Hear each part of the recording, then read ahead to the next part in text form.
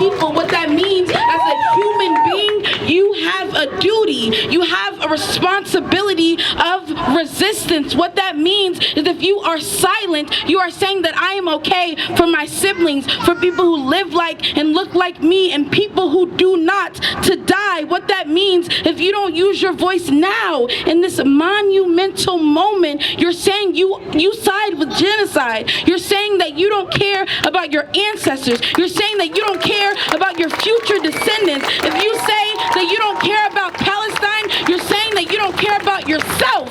You're saying that you don't care about your family.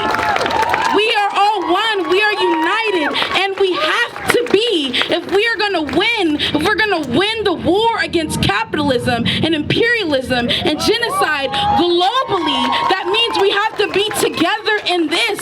That means all for one and one for all. That means each of us, with all of our individual talents, we have to say no more. We have to say not after today. We have to say not in tomorrow. We have to understand our history. And to understand history means we have to understand intersectionality. And what that means is our days are going to be hard and our hearts are going to be heavy. And what I ask you all to do is to come and to cry with me and to be angry and to stay angry and to let that anger and that sadness and that grief move you into action. We cannot stay stagnant. We cannot stay stagnant because each and every one of us as humans, as Americans, we have a duty. We have a responsibility of resistance. And I take that seriously. And I urge all of you to do that too. What that means is it might not affect you, but eventually it will. We look to the words of James Baldwin. He wrote a letter to Angela Davis, and he said, if they come for you tonight, they will come for me in the morning. We have to understand our history. We have to understand intersectionality, and that means our days will be hard and our hearts will be heavy. And I urge you again to come and to cry with me and to fight with me and to do your responsibility and resist in this monumental moment.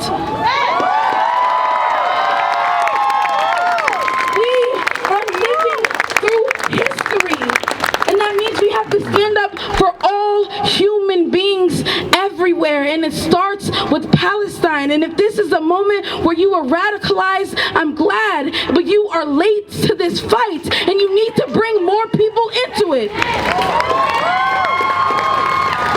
So don't forget this moment. Don't forget the way that you feel right now, and allow that energy to propel you into the future, to keep showing up, to keep feeling, to keep giving a fuck, because all of us have a duty and a responsibility to resistance. And I'm going to leave us with a mantra that carries me on the darkest days. So if all of you could please join me in the words of the amazing Assata Shakur, a black femme revolutionary, and just repeat after me.